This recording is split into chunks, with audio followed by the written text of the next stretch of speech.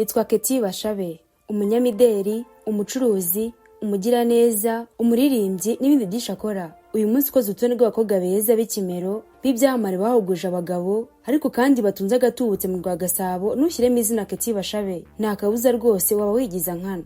Ni muremure ushinguye w'inzobe ikeye izira agaheri, uteye neza bigaragara, mbese ni igisobanuro nyacyo cy'ikizungereza. Gusa nubwo mubona afite ikimero cyasayijeho badahuje igitsina, ngo kera siko byari bimeze. Ngo yari yitereye nk'agahungu, ndetse ngo yaragendaga ukagira ngo ari kuza, kubera ukuntu yari yemereye nk'agahungu neza.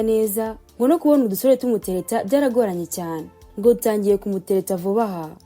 Ubwo avuga ko ari umuntu ukunda abantu, ugira umutima mwiza, uhora yisekera, dore ko anaseka neza. Ariko kandi kuganira nawe bikaryoha cyane, kuko akenshi aba ari gutebya cyane.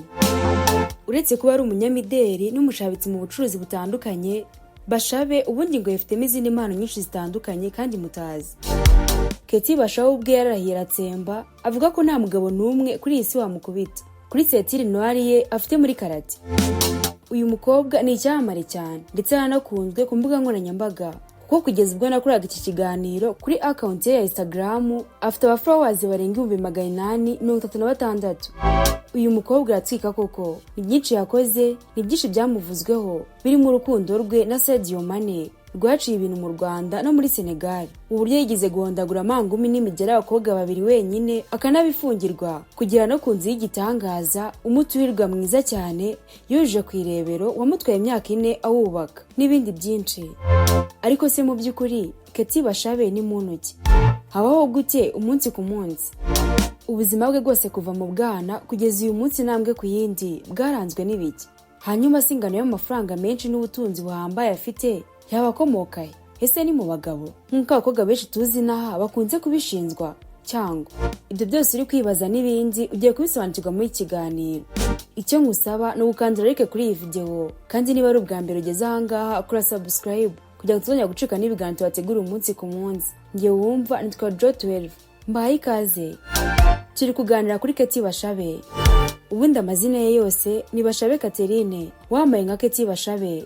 Yavutse ku itariki ya 9 Nzeri 1990. Ni umwana wakuriye mu cyaro, aho yaregwaga na nyirakuru na sekuru, aho yahavuye afite imyaka 7 akaza kubana nyina, ari nawe wamureze. Kugeza n'ubu ngo niwe muntu akunda cyane, ngo niwe umuzi neza, uzi hasoze zose, uterwa ishema nawe, ndetse ngo bakorana no mu bikorwa by'ubucuruzi bya buri munsi. Bashabe ni umunyarwandakazi w'umucuruzikazi, akaba umunyamideli washinze Kabashi Fashion House, inzu ihanga imideli ikanacuruza imyenda n'inkweto, ndetse yanashinze n'indi ikora ibikorwa by'urukundo no gufasha. Uyu munyamideli w'icyamamare mu Rwanda, ubundi inzira ye bwamare mu kumenyekana yatangiye muri 2010 ubwo yatsindaga amarushanwa ya Miss MTN, ndetse na ambasaderi wa MTN muri uwo mwaka. Mu gihe yarangizaga amashuri yisumbuye, yanatangiye gutanga service za protocole ku masosiyete menshi nka MTN n'ibikorwa by'amasosiyete atandukanye. Mu bihe bitandukanye Bashabe yagiye avuga mu nkuru zitandukanye, ndetse zimwe zigasiga ziteje impagarara ndetse zinaciye ibintu ku mbuga nkoranyambaga. Mereye nko mu mwaka wa 2017 hari inkuru zavuze ko Bashabe yarwanyaga kubita abakobwa babiri, ndetse nyuma akaza gufungwa, akarikurwa ari uko atanze akayabo k'amafaranga menshi. Uti byagenze gute? Kimwe mu binyamakuru mu nkuru yacyo yo ku itariki ya 27 z'ukwa 7 2017 cyagize kiti tariki ya 4 Nyakanga 2016 nibwo Bashabe yatawe muri yombi azira gukubita bagenzi be babiri no kubakomeretsa. Mu buhamya bwatanzwe n'abo bakobwa, igihe umukobwa yamaraga kugezwa kuri sitasiyo ya RIB Gikondo, bavugaga ko yabakubise abahora konti ya Instagram yari yafunguwe n'umuntu utarabashije kumenyekana. Iyi konti yabaye intandaro yo kubiteza akabwana kw'aba bakobwa, ngo wayifunguye yandikagaho umubare w'abagabo bamaze kuryamana Bashabe, baba bo mu Rwanda ndetse no mu mahanga.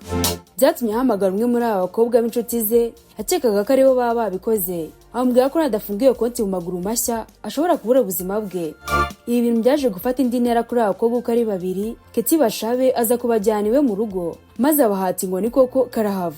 Gusa ku bw'amahirwe baza kumucika berekeza kuri polisi, ndetse amakuru aza no gusakara mu bitangazamakuru bitandukanye.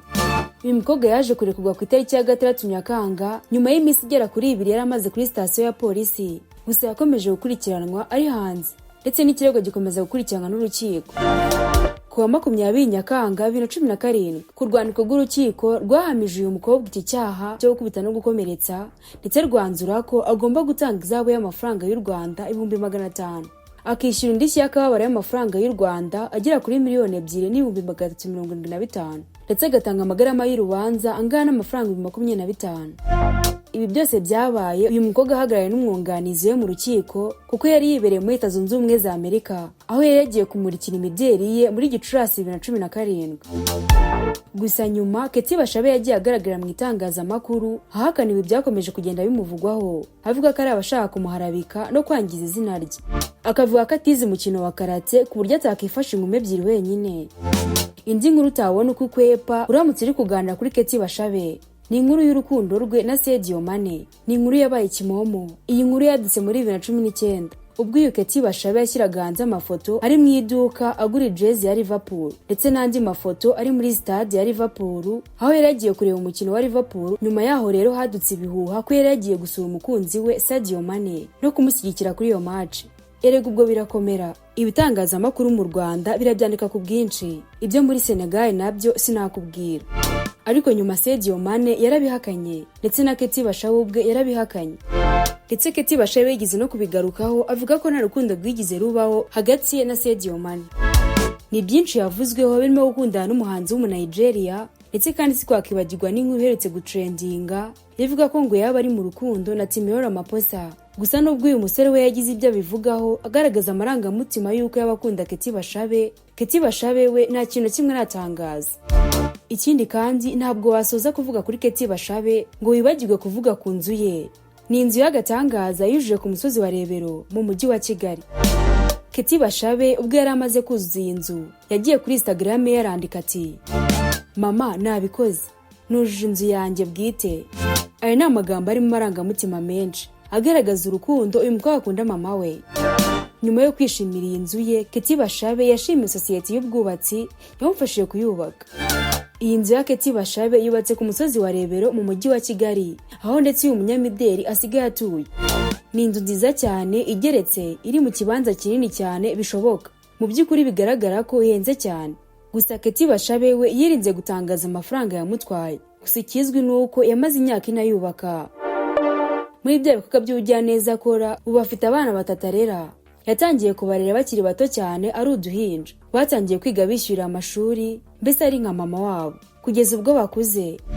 Rimwe na rimwe ajya anyuzamo agafasha n'abatishoboye akabaremera ndetse ajya ananyuzamo mu minsi mikuru ngagasangira n'abana batishoboye akabagurira ibikoresho by'ishuri n'ibindi. Mu buzima bwe bwite Bashabe avuga ko nta mugabo afite ngo nta n'umwana yabyaye, ngo yabanje gushaka kashi ariko noneho ubu arazifite ngo anytime abonye umugabo yarongorwa. Ngayo nguko rero ngiye ibya Bashabe n'ubuzima bwe bwite. Nizere ko wamumenyeho byinshi yibazaga ku buzima bwe bwose. Inansoro ikiganiro cy'uyu munsi ngushimira ko wabanye natwe nawe ubutaha Imana ibarinde.